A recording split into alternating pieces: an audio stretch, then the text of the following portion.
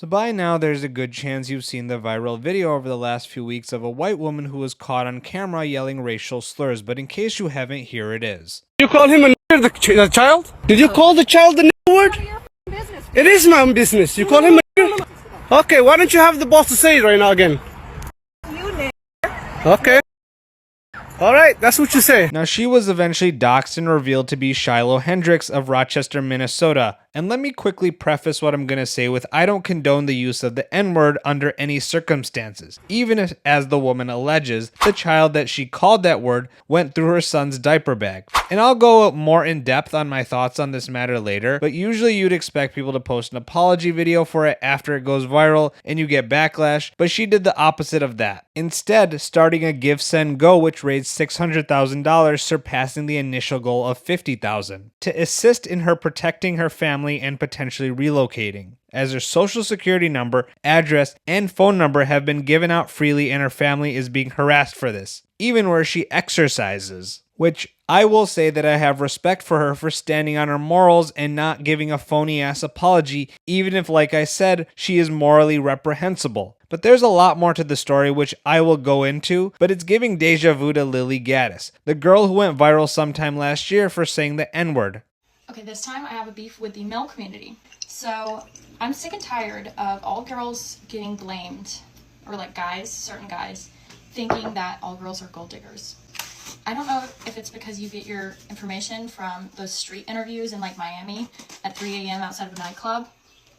You're getting the opinion of some dumb whores and immigrants fresh off the boat looking for a green card.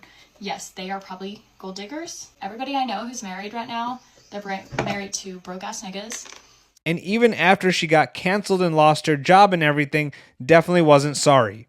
So a recent video of mine seems to have upset members of a certain community, and all the backlash just really made me, just really do a deep dive, like do a soul search.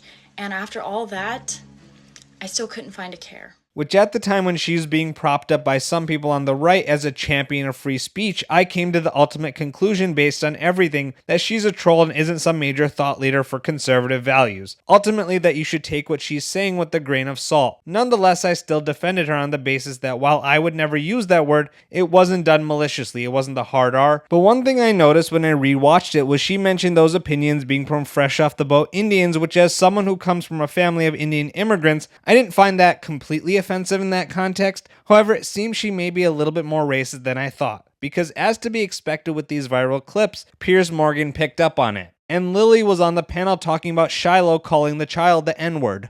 This is a disgusting racist woman who repeatedly spews the N-word, first at a young child, and then at the person taking the video of her, does it with complete impunity, does it numerous times. We are talking about a bona fide, unquestionable racist. And so I don't understand why what you've just said to me bears any relation to white unity or anything you've just said. She's just a racist. You wouldn't dispute that. It's not about her. It's not about her. It's about Well, it is white about people her. coming together and supporting another white person. And it doesn't matter. Why would you want to support a white racist? Because I want to support free speech, and you cannot have free speech in a country. No, that's fine. You can support free speech, but you also have to be accountable for what you say. Would you use the N-word out of interest? Yes. You would? I do, quite frankly. Why? Other than the fact you're a despicable racist. Are you? Some would say I am. I guess according to the ADL, I'm a white supremacist. I'm a neo-Nazi. Yeah, but if you use the N-word repeatedly, you are a racist then, are you? Sure, I'll embrace that. If that means forwarding, helping white people achieve freedom of speech, real freedom of speech, which, by the way, Shiloh Hendrix is being attacked on all fronts. They're trying to bring legal charges against her. They're trying to get her children taken away. So you were saying Carmelo Anthony, it doesn't matter. That's a different. Sorry, but just to be clear, you just said to me you use the N-word regularly. In what context? Do you use it with black people? Yes, if it's appropriate. When would it be appropriate to use the N-word? When would it be appropriate? Anytime I feel like it. So you're an unashamed racist. Correct. Well, do you understand that makes you a despicable human being? I guess so. I don't really care. I mean, why are we not talking about Shiloh Hendrix? Why are we talking about? Well, actually, I think you've moved it on in this debate very quickly to your own racism, which explains why you've supported her in public and why you've got all these views. You see no problem with a woman shrieking the N-word repeatedly because you yourself are a despicable racist, and you've just proudly admitted that with a smug grin on your face, which is pretty horrifying, actually, for most people to have to watch. And shame on you. You're entitled to do it, and I'm entitled to call you despicable. Well, shame on white people for allowing themselves to be systematically discriminated against in the United States. This is our country. This is a country that should be. What do you mean your country? Because I'm white and my. Well, there are no black people in American history. Is that what you're saying? That they've all just landed in America, invading you, your white country? Is that your position? Mm-hmm. Well, I mean, they were brought here technically. So to conservatives who are still defending Lilly, I've said it before and I'll say it with even more emphasis now, she's not a beacon of free speech and she contributes to the narrative that the right is a party of bigots. She's the furthest thing from an intellectual in my mind. And I myself have been critical of DEI and the unfair dehumanization of white people or all that white guilt crap, and you are under free speech laws allowed to say the N-word. But listen, honey, you are not systemically oppressed. It's the exact same rhetoric that the woke left uses when talking about white privilege. This is the woke right, and it's the likes of Nick Fuentes. It's not taking the rights of anyone to hold people accountable for the gratuitous use of racial slurs, and that includes losing your job because you know that everything goes on the internet these days, and you play stupid games, you might win stupid prizes. And the thing is, she is inconsistent because then she gets defensive over the fact that Piers had the audacity to call her out. People stand up for themselves. We're labeled a racist. And by the way, you call people racist when you want them to stop talking about things. No, I called you a racist because you admitted you were racist. Hang on. I called, just to be clear, I called you a racist because you openly, proudly admitted you're a racist. So it wasn't a question of exposing you or pointing my finger or trying to get this out of you. You proudly sat there, bold as brass, and said, yeah, I use the N-word all the time against black people. I'm a racist and I'm proud of it. That's what you did. Racism is just having a preference. I prefer not to live around black people. I prefer not to live in a country where white people in our country are disproportionately attacked by black people. Where in my country, you can have an Austin Metcalf where he asks a guy to leave and he gets stabbed in the heart. I prefer that. That's a preference. Now, what a real racist is, in my opinion, is seeing someone as less human. I'm a Christian. I believe everyone's created in God's image. So I don't see anyone as less human. But that doesn't mean I'm not allowed to have a preference and say, I don't like what happens to be coming out of this community or that community. How is that a bad thing? How is that not just a preference? Because you've literally made black people sound lesser humans. You don't want to live around them. You want to use the N-word in relation to them, a word that you know causes that community unbelievable offense. Is that my fault? Is that my fault? If they have bad behavior, if they want to act in a certain way, if I have to cross the street and be afraid that maybe because of the crime statistics that are very real, by the way, is that my fault or is that their fault for having bad behavior?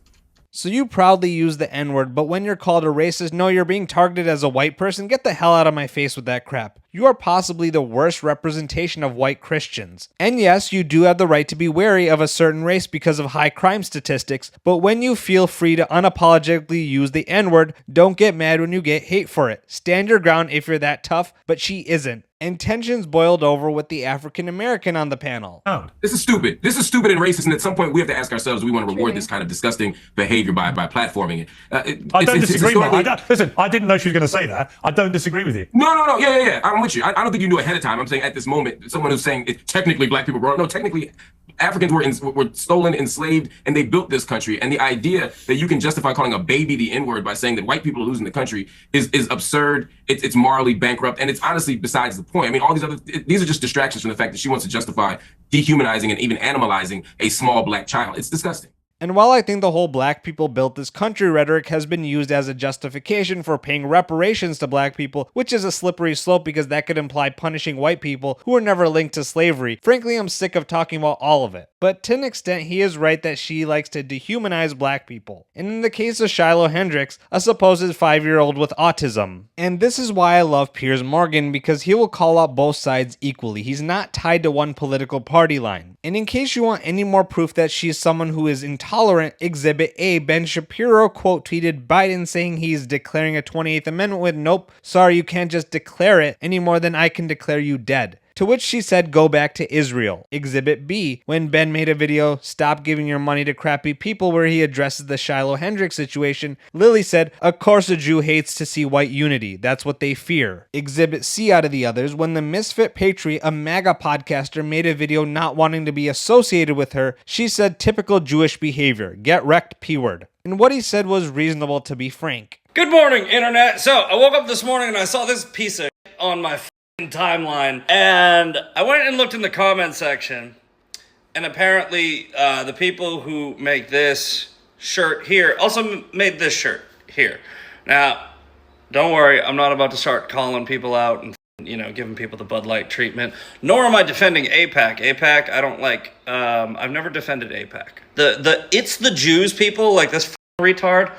They really do conflate people who just support Jews with people who support the Israeli government and government corruption. There's this gaslighting thing that's going on. Me, I just support the Jews. Fuck AIPAC, fuck all PACs. I think that they should all be illegal. That being said, I did reach out to the people who make this shirt and told them to take me off of the list of, partners. And I'm leaving their information out because, look, these people who made this shirt, I got no problem with them. This isn't a Bud Light thing, right? I said, please take my shirts off your store, nothing personal. I'm not having my brand associated with this. This is a trademark brand. It's about me. It's what I'm about. And they just said, I got you. Everything was respectful, so don't try to cancel these people. But I also am going to practice what I preach. You see, I'm not about cancel culture. In fact, cancel culture. It's a cult. I am very supportive of putting your name and your association in the right places and not associating with other people that are essentially what you think are just garbage fucking human beings. And so in a way, Lilly just proved his point when she had nothing substantive to say, just typical Jew behavior. She showed she's a garbage human being in what I would call the woke right, blaming the Jews for everything. Again, it's the same playbook that the woke left uses when they blame everything on systemic racism and white privilege, etc. Now back to Shiloh Hendrix, because while I don't support her actions, take Lilly Gaddis aside, I do sort of understand how we got to the point of fighting fire with fire, so to speak. Because take the Anthony Metcalf Carmelo Anthony story as an example, where Carmelo, an African American, murdered a white guy in what I see as cold blood, and the African American community was so tribal in defending him to the point where he raised over $500,000 on Give Send Go. As Toad said on X, you know why we support Shiloh Hendrix? Here's why, pointing to Carmelo Anthony's Give Send Go, where one person donated saying death to the white man, and overall just people justifying his actions. Meanwhile, the one thing Lilly said that wasn't completely wrong was that people have been calling for legal charges against Shiloh, and have argued that CPS should take the child away, as well as have threatened violence against her baby. We're looking for the woman in question to be charged. You need to charge Shiloh. Many in the community feeling uneasy. I'm a black person myself and I have black children, and I worry about them every day when they go outside.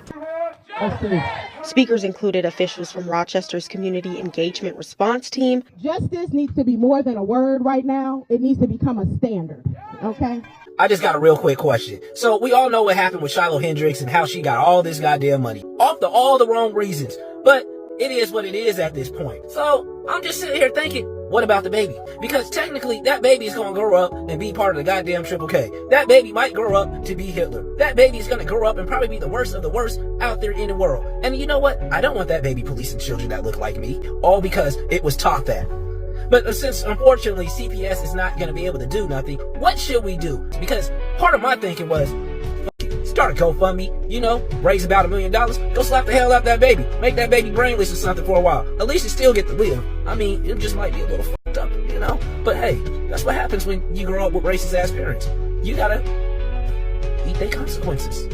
Which I can almost guarantee if it was a white person who said we should scramble a black person's child's brains because that black person had done something against the white person, they would be charged with inciting violence. Whereas this guy, all that happened was that video was apparently deleted from TikTok, to which he was not happy about. Hey, what's up, Triple K?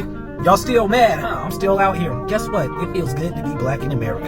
And I don't care how y'all feel. Fuck white supremacy, the kids that y'all raise in that manner, and everything else. Y'all don't like what I'm saying? Oh, well, get the over it, because we had to get over a lot of shit for 400 years with y'all.